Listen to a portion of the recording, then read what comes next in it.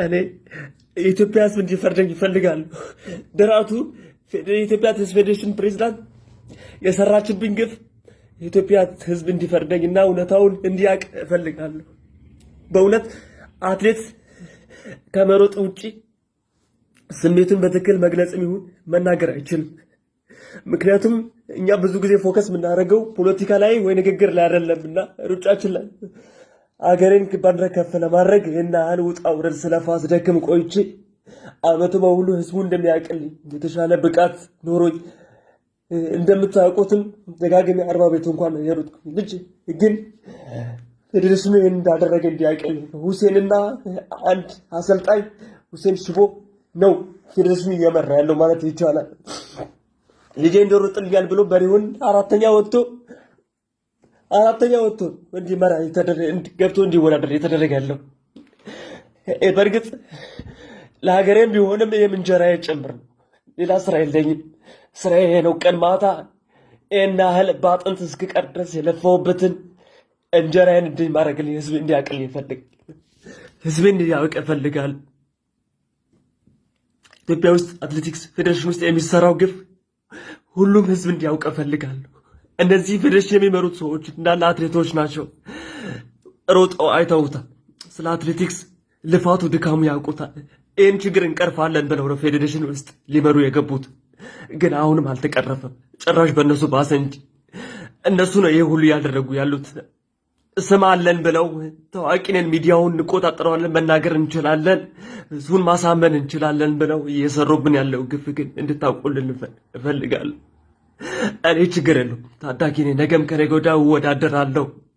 ግን 1 ዓመት 2 ዓመት መልፋት ማለት ምን እንደሆነ ታውቁታላችሁ። በአትሌቲክስ ህይወት ውስጥ ነጭ ላብ ነው እየተፋን ያለው። ይህን ያወቁ ግን ደራርቱን ይህን አደረገች። ስልኳን አጥፍታ ነው የጠፋችሁ። ስፈልጋት እንኳን ላወራ ስፈልጋት እንኳን የለችም። እኔ እኮ እስከ ቡዳፔስት ድረስ ነው ይዘውኝ የመጡት። ትወዳደራለህ ብለው ትሬኒንግ እየሰራው አሁንም ጠዋትም ራሱ ቁርስ አልበላሁም። ትሬኒንግ ሄጄ ራሱ እስከ መምጣት የፊት ቁርስ ዘጋ መለጠኝ። ለአንድ አትሌት የሀገሩን ሰንደቅ ዓላማ ከፍ ማድረግ የምንጊዜም ህልሙ ነው። በኩራት የሀገሩን መዝሙር መዘመር ደግሞ የታላላቆቹ ፈለግ። አሁን ስሙን የምንነግራችሁ ከባዱን ዜና የምናጋራችሁ አትሌት ጥላውን ኃይሌ ልክ እንደ ኃይሌ ገብረስላሴ ልክ እንደ ደራርቱ ቱሉ የሀገሩን ሰንደቅ ከፍ እያደረገ የኢትዮጵያን ብሔራዊ መዝሙር እየዘመረ በእንባ መታጠብ ህልሙ ነበረ። በኦሎምፒክ መወከል ተስፋ የሚያደርገው ጉዳይ ነበረ። ግን ሳይሆን ቀረ። እንዳለቀሰ ለሀገሬ ልሰለፍ እንዳለ እንደለመነ ከኢትዮጵያ ኮበለለ። ለሌላ ሀገርም ለመሮጥ ተስማማ። ይሄ ልብ የሚሰብር ዜና ነው። ለመሆኑ ጥላውን ኃይሌ ይሄንን ከባድ ውሳኔ እንዲወስን ምን ገፋፋው? ከሱ ጀርባ ያለው እውነተኛ ጉዳይ ምንድነው? እውነተኛውን ልብ ሰባሪውን መረጃ እንነግራችኋለን። ጥላውን ኃይሌ በወረቀት የሰው በደም ግን የኛ ነውና ከዚህ በፊት ኢትዮጵያን ወክሎ ስለሮጠባቸው ከፊቱ ስለሚጠብቁት ድሎች እንነግራችኋለን። ለመሆኑ የሀገራችንን ልጅ ያስኮበለለችው ማነች? ከዚህ ቀደምስ አትሌቶቻችን ወዴት ሄደው ሮጡ? ይሄ ከባድ ዜና ነው፣ ግን እንነግራችኋለን። ጥላውን ኃይሌ ይፈተሻል። ከማልቀስ ውጪ ምንም ማለት አማራጭ የለም። እንደነገርኳችሁ አትሌት የትኛውም አትሌት ስሜቱ መግለጽ አይችልም። ሀሳቡ እንኳን በትክክል መግለጽ አይችልም። ኢንተርቪው እንኳን መስጠት አይችልም። ከመናገር ይበልጥ መሮጥ ነው የሚወደው። መሮጥ ላይ ነው እንጂ ስራው ሀሳቤን በትክክል መግለጽ ስለማልችል ስለማልከራከር አምናም እንደዚህ ተደርጎብኝ ማጣሪያ እንኳን ማለፍ አቃተኝ። ሳልተኛ ነው ያደርኩት ማታ ራሱ። አመታትን ወደ ኋላ እንመለስ። ጥላውን ኃይሌ በሮጠባቸው ውድድሮች አሸናፊ ቢሆንም አንድ ቀን ግን ይሄን ይናገራል ተብሎ አይጠበቅም ነበረ። አትሌት ጥላውን ኃይሌ በፌስቡክ ገጹ በቪዲዮ ወጣ። እንባ ከፊቱ ቀድሞት ነበረ። ለሀገሬ መሮጥ አልተፈቀደልኝም ሲል ድምጹን አሰማ። በ5000 ሜትር ውድድሮች ባስመዘገብኩት ምርጥ ሰዓት ኢትዮጵያን እንድወክል ወደ ቦታው አቅንቼ ነበር። ሃንጋሪ ቡዳፔስት ተገኝቼ ነበር፣ ግን አልሆነልኝም። አትወዳደርም የሚል ቀጭን ምላሽ ተሰጠኝ። ይሄ ለኔ ልብ ሰባሪ መረጃ ነው ይላል በዓለም አትሌቲክስ ሻምፒዮና በ10000 ሜትር በዋናነት ጥላውን ኃይሌ በቀለ፣ ዮሚፍ ቀጀልቻና ሀጎስ ገብረ ህይወት እንዲተካፈሉ ተመርጠው ነበር። በ10000 ሜትር ተካፈል ተብሎ አራተኛ የወጣው አረጋዊ በድጋሜ ለመሳተፍ ሲባል በ5000 ሜትር ተሰለፈ። ጥላውን ኃይሌ ከዚህ ውድድር እንዲቀነስ ሆነ። ይሄንን ታሪክ የምንነግራችሁ 2023 ላይ የተፈጸመው ነው። ጥላውን ኃይሌ በዚህ ጊዜ የኢትዮጵያ ሕዝብ ይፍረደኝ ሲል በእንባ ታጅቦ ስቅስቅ ብሎ አነባ። የሱን እንባ ያዩ አትሌቶችም አሰልጣኞችም የፌዴሬሽኑ አመራሮችም ጭምር እሱ ልክ ነው ይበሉ እንጂ የመሳተፍ እድሉን አልሰጡትም።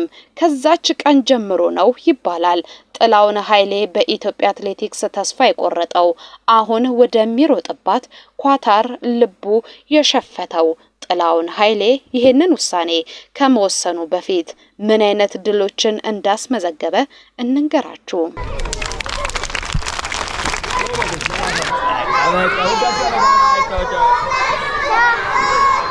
አትሌት ጥላውን ኃይሌ ተወልዶ ያደገው በጉራጌ ጌታ ወረዳ ቄንጣ በተባለ የገጠር መንደር ነው። በባህሪው ጨዋ፣ ታታሪ፣ ፊቱ በደስታ የተሞላ ልጅ ነበረ።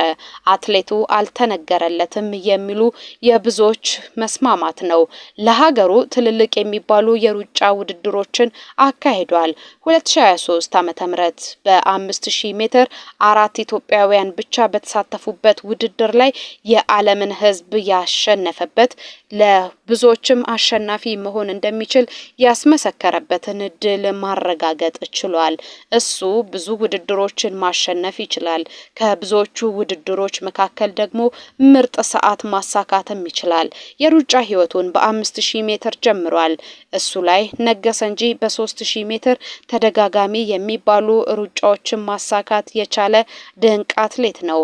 በ5000 ሜትር፣ በ10000 ሜትር፣ በ5 ኪሎ ሜትር የጎዳና ላይ ሩጫ፣ በ10 ኪሎ ሜትር የጎዳና ላይ ሩጫ ምርጥ የሚባሉ ሰዓቶችን ማስመዝገብ ችሏል። ይሄንን የተመለከተችው ብሶቱን የተመለከተችው ኳታር ወደ ሀገሩ እንዲመጣ ጥሪ ያቀረበችለት የሚጠበቅ ነበርና እሱም ከብዙ ማቅማማት በኋላ ይሄንን ከባድ ውሳኔ ለመወሰን ተገደደ። በኳታር ሲሮጥ በትልልቅ ውድድሮች ላይ የመሳተፍ እድሉን ያገኛል። በኦሎምፒክ፣ በዓለም ሻምፒዮና ኳታር ባለችባቸው ሌሎች ጉዳዮች ላይም የመሳተፍ እድል አለው። ክፍያው እንደ ኢትዮጵያ አይደለም። ከ500,000 ጀምሮ ሽልማት አለው። በእኛ እስከ 8 ሚሊዮን ዶላር ማለት ነው የሚያገኘው። ቋሚ ደሞዙ እዚህ ግባ የሚባል አልነበረም ኢትዮጵያ ውስጥ ሲኖር። በዛች ሀገር ግን ሲኖር ትልልቅ የሚባሉ ውድድሮችን አሸነፈም አላሸነፈም በወር የሚቆረጥለት ረብጣ ገንዘብ አለ። የቦነስና የሽልማቶቹ ጉዳይ አይነሳም። በኦሎምፒክ ወይንም በዓለም መድረክ ላይ የወርቅ ሜዳሊያ ላስመዘገበ አትሌት ከግማሽ ሚሊዮን ዶላር በላይ ከጥቅማ ጥቅሞች ጋር አድርጋ ኳታር ለአትሌቶቿ ትሸልማለች። ጥላውን ኃይሌ አሁን ላይ ባለው ብቃት ይሄንን ማሳካት ይችላል። በተጨማሪ የዓለም ክብረ ወሰንን ከሰበረ ደግሞ ጉርሻው ከባድ ነው።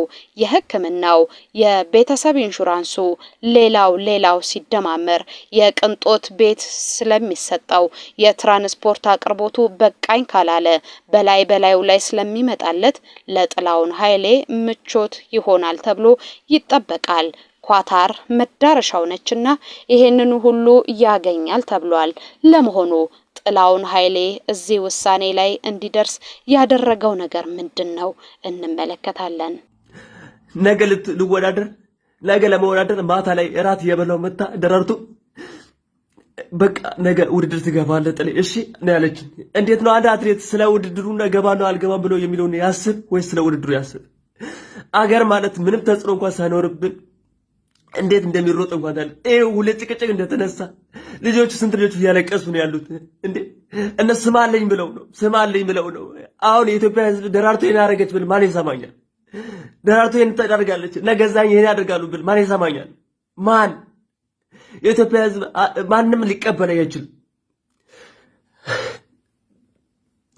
ምክንያቱም ሁሉም ከፖለቲካ ጋር ራሱ ሊያይዞ ይችላል አይደለም እውነታው ግን ይሄ አይደለም በሪውን አራተኛ ወጥቶ እንዴት ሊሰለፍ የሚችለው አራተኛ ወጥቶ 10 ሺህ ላይ ወጥቶ 2 ሳምንት እዚህ ቆይቶ ደግሞ እኮ መሰለፍ ካለብኝ እኔ ነኝ ምክንያቱም እኔ ማዘግቷል የኢትዮጵያ ፌዴሬሽን መውጣት ያለበት ራሱ ሀጎስ ነው እኔ አይደለም እንዴ እዚህ ጋር ሰው ያለው ሰው ብቻ አጠገባቸው ሰው ሁሉ ከቧቸው እንደዚህ አድርጉ ስላችሁ እኔ ብቻ ስለሆንኩኝ ለምን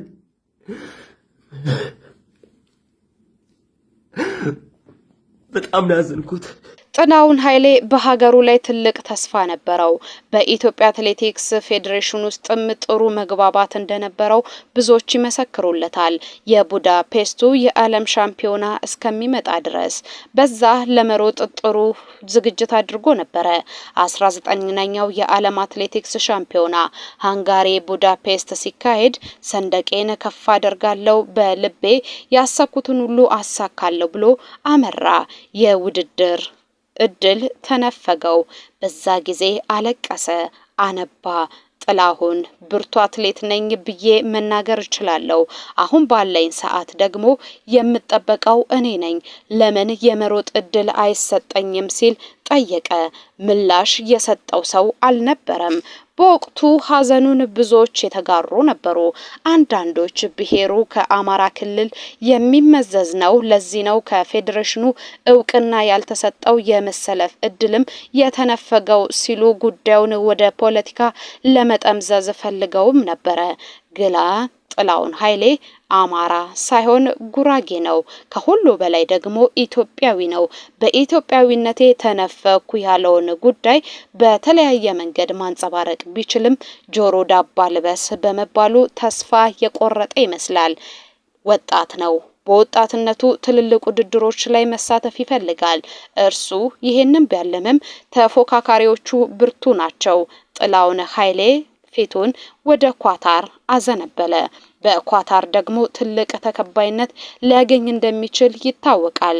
በአንድም በሌላ መንገድ ኢትዮጵያውያን አትሌቶች ለሌሎች ሀገራት ሮጠዋል። ለባህሬን የሮጡ አትሌቶቻችን እነ ማርያም የሱፍን ማንሳት እንችላለን። ዘነበች ቶላ በ1500 ሜትር ሀገሯን ያስጠራች አትሌት ነበረች። ይህቺ አትሌት ግን ወደ ባህሬን ለማምራት ኢትዮጵያ ውስጥ እድልን መነፈጓን ትናገራለች። ለቱርክ ኤቫናቢ ለገሰ፣ ሱልጣን ሃይደር እና መሐመድ አሊ ይሮጣሉ። በሀገራቸው ወርቅ መሆናቸው ቢታወቅም ከመዳብ ተቆጥረው በሌላ ሀገር ሲሄዱ ግን እንደ ንጉስ የተቀበሏቸው ብዙ ናቸው። የኔዘርላንድስ የምንጊዜ ምርጧ አትሌት ሲፈን ሀሰን ኢትዮጵያዊት ነች። በኢትዮጵያ የመሮጥ ህልም እንደነበራት ለኔዘርላንድስ የመሮጥ እድሉ ተመቻቸላት። አይኗን አላሸችም። ብዙ ጥቅሞችን ታገኛለች። አሸናፊነቷንም አረጋግጣለች። ወደ ስዊድን እናምራ። አበባ አረጋዊ በኦሎምፒክ ጭምር ሀገሯን የወከለች አትሌት ነች። በኢትዮጵያ የመሮጥ እድሉን ተነፈገች። እዛ ሄደች፣ ተቀባይነትን አገኘች፣ ኦሎምፒክን ጭምር ማሳካት ቻለች። ብቃት ሳያንሳቸው ከፌዴሬሽኑ አያያዝ ጉድለትና በሀገራቸው በቅርብ ያለ ጸበል ልጥነከሩበት እንደሚባለው እንደዚህ አይነት እጣ የገጠማቸው ኢትዮጵያውያን አትሌቶች በርካቶች ናቸው። ጥላሁን ኃይሌ ደግሞ ሌላኛው ሰው ሆኗል።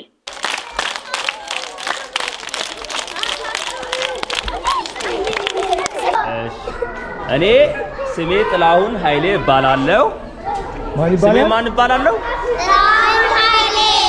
ጥላሁን ኃይሌ እባላለሁ። ካሁን በኋላ ስመጣ አልፎ አልፎ እንደዚህ አብረን እንሰራለን። እሺ እሺ። ወደዳችሁት? ቆንጆ ነበረ?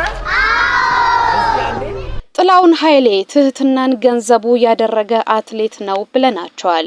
ወደ ሌላ ሀገር የመሮጡ ጉዳይ እውን ሲሆን ለቀደሙት አሰልጣኞቹ ዝምታን መርጦ በሽፍንፍኑ በድብቅ መውጣትን አልፈለገም።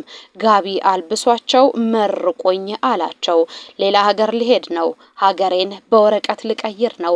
አሁን ከፊቴ ትልቅ ተስፋ ይጠብቀኛል። ተስፋዬ እውን እንዲሆን ግን የእናንተ ምርቃት ግድ ይለኛል። በሀገራችን ደንብ መሰረት እንተፍ በሉብኝ መርቆኝ ሲል እንዲመርቁት ተማጸነ። እነሱም ምርቃታቸውን አልነፈጉትም። በነገራችን ላይ ጥላውን ኃይሌ በበርካታ ጉዳዮች የሚነሳ ነው። የአንድ ዘመኑን ጉዳይ እናንሳ። በእርግጥ ከአንድ ዓመት በፊት የሆነ ጉዳይ ነው። አትሌት ጥላውን ኃይሌ በመሮጫ መሙ ላይ ተገኝቷል። ውድድሩን የማሸነፍ እድሉንም ተሰጥቶታል። ግን በመሃል የተፈጥሮ ግዴታ መጣበት። ሽንት ለመሽናት ወደ መጸዳጃ ቤት ጎራ አለ። ሲመለስ ሁሉም ነገር ተከናውኗል። አትሌቶች ጥለውት ፈትለክ ብለዋል። ይህንን ያስተዋለው ጥላውን ኃይሌ ተከተላቸው። በሩጫ ዓለም ላይ ደረግ የማይገባ ጉዳይን አድርጌያለሁ ብሎ መጸጸትን አልፈለገም። ከቆመበት ተፈተለከ። እሱ ሊቀድማቸው አልቻለም። ርቀውት ሄደዋል። ግን በስፖርቱ ዓለም የሚጠቀሰውን አንዱን ስህተት አንዳንዴም ደግሞ አስገራሚ ጉዳይ ፈጸመ። ጥላውን ኃይሌ እንደዚህም ይነሳል። ጥላውን ኃይሌ አሰልጣኙ ንጋቱ ነው፣ ማናጀሩ ደግሞ ገመዶ ነው። እነሱ ስር ሆኖ ትልቅ ነገርን አድርጓል። ከጉዳት ጋር ብርቱ ፈተና፣ ብርቱ ጊዜን አሳልፈዋል። አሁን ሀገር ቀይሯል። በሌላ ሀገር ባንዲራ ስር ይሮጣል፣ ለሌላ ሀገር ያለቅሳል። ልቡ ግን ኢትዮጵያ ነች። ይህንን በጽሁፎቹም በንግግሮቹም ያረጋግጣል። ጥላውን ኃይሌ ልናጣው የማይገባ የመካከለኛ ርቀት ሯጭ ነበረ።